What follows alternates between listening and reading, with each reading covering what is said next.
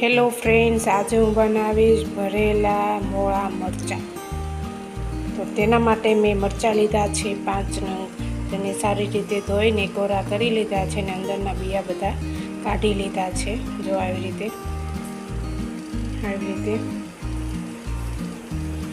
ના એકદમ મોળા છે. તો તેના સ્ટફિંગ માટે મેં ધાણા લીધા છે, તેને ધોઈને કટિંગ કરી લીધા છે. લાલ પાવડર લીધો છે, નમક લીધું છે, ધાણા પાવડર લીધો છે, હળદર લીધી છે, ફૂલવડી લીધી છે, તેને આપણે ક્રશ કરી લીધી છે. સિંગદાણા લીધા છે, તેને ક્રશ કરી લીધા છે.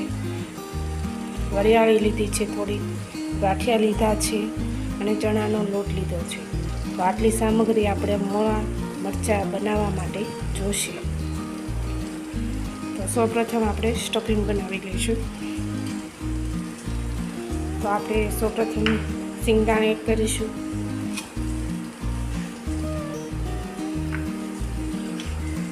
ફૂલવાડી એડ કરી દઈશું.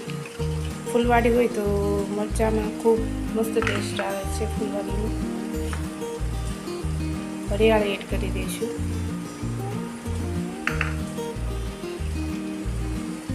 ચણાનો લોટ એડ કરીશું.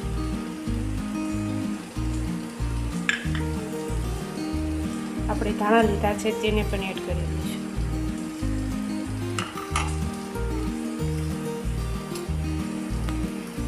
ત્યારબાદ આપણે ગાંઠિયાને પણ ખાંડી લીધા છે તેને એડ કરી દઈશું. હવે આપણે બધા મસાલા એડ કરી દઈશું. થોડુંક નમક એડ કરીશું. મરચાં મોળા હોય એટલે આપણે થોડુંક લાલ મરચું એડ કરીશું, અડધી ચમચ. ધાણા પાવડર અડધી ચમચ એડ કરીશું. હળદર પાવડર પણ એડ કરીશું અડધી ચમચ. આટલા મસાલા આપણે એડ કરી હવે આપણે તેલ એડ કરી દઈશું. એક પાવડી આપણે તેલ એડ કરીશું.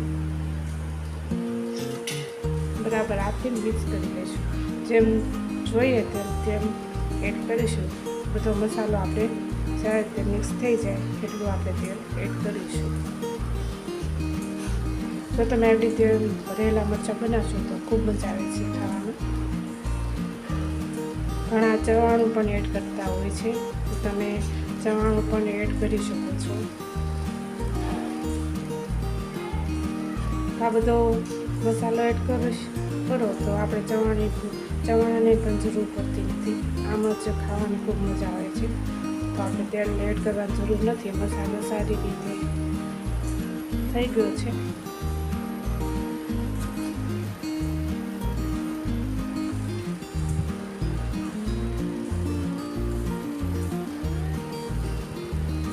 હવે આપણે મસાલાને તેલમાં 1 થી 2 મિનિટ સુધી પકાવવા દઈશું, એટલે આપણે ચણાનો લોટ કાચો ન લાગે. આપણે મસાલો વઘારી લઈશું. તો પહેલું મૂકી દીધી છે અને થોડુંક જ આપણે તેલ એડ કરવાનું છે. આટલું તેલ આપણે એડ કરીશું.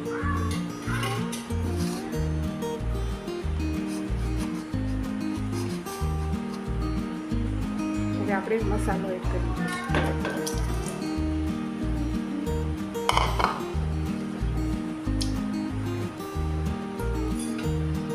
મસાલાને આપણે ઘડીક તેલમાં પકવવા દઈશું, જેનાથી લોટ આપણો કાચો ન લાગે અને સરસ રીતે બધા મસાલા તેલમાં ચડી જાય.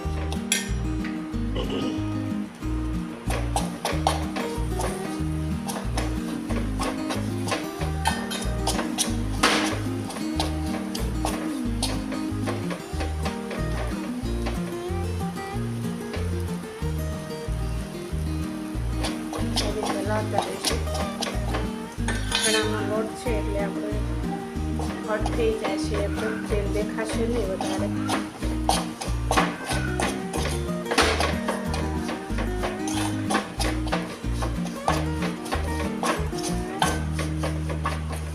તો બધો મસાલો તેલમાં ચડી ગયો, સ્મેલ આવી છે અને હવે આપણે ગેસ બંધ કરી દઈશું. મસાલો આપણે સારી રીતે તેલમાં ચડી ગયો છે.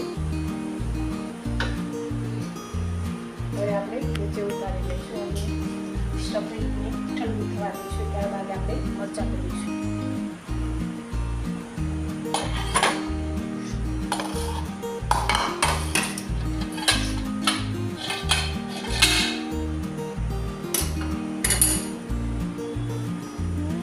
થોડીક વાર ઠંડુ થવા દઈશું. તો આપણું સ્ટફિંગ ઠંડુ થઈ ગયું છે અને હવે આપણે મરચાં ભરીશું.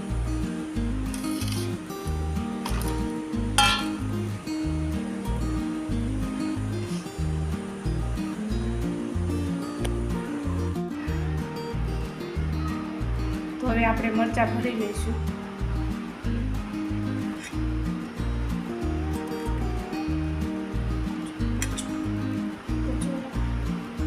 આવી રીતે આપણે સ્ટફિંગ ભરવાનું છે.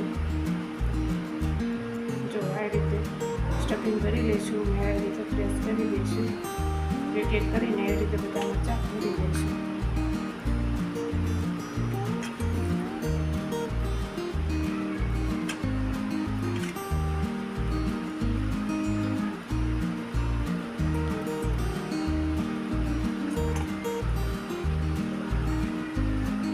તો હવે આપણે એક એક કરીને બધા મરચાં આવી રીતે ભરી લીધા છે અને જો આવી રીતે ભર્યા છે એકદમ. હવે આપણે તેલમાં તળી લઈશું. તો સૌપ્રથમ આપણે ગેસ ચાલુ કરીશું. તપેલી મૂકી દઈશું. તળવા માટે આપણે થોડુંક જ તેલ એડ કરીશું, કારણ કે સ્ટફિંગ ભર્યું છે એટલે એમાંથી આપણો બધો મસાલો હોય કે થોડોક બહાર નીકળે એટલે આપણે થોડુંક તેલ ઓછું એડ કરવાનું. તો 2-3 મરચાં થવા એટલું જ તેલ એડ કરવાનું. તો તેને આપણે થોડીક ગરમ થવા દઈશું.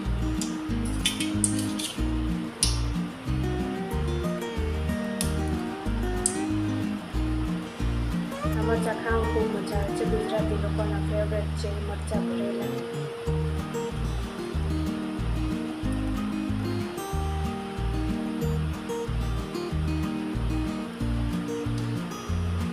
આપણે તેલ ગરમ થઈ ગયું છે અને ભરેલ મરચાં મૂકી દઈશું.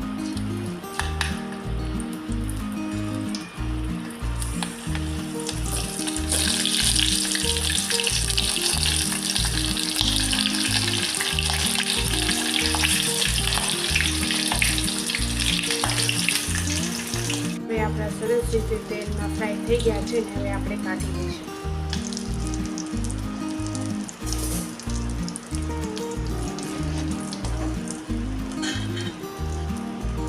જો આવી રીતે તેલમાં આપણા ફ્રાય થઈ ગયા છે.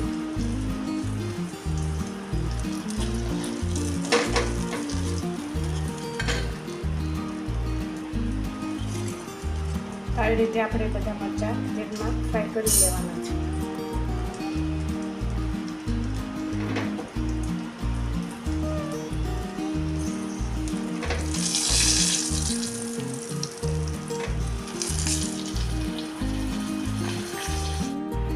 તો હવે આપણા બધા મરચાં ભરીને આવી રીતે ફ્રાય થઈ ગયા છે.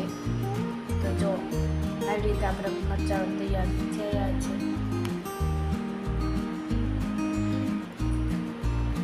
એકવાર જરૂરથી આવી રીતે બનાવશો તો તમને આ જ મરચાં ખાવાનું મન થશે. આવી જ નવી રેસીપી જોવા માટે અમારી ચેનલને સબસ્ક્રાઈબ કરો, લાઈક કરો અને શેર કરો.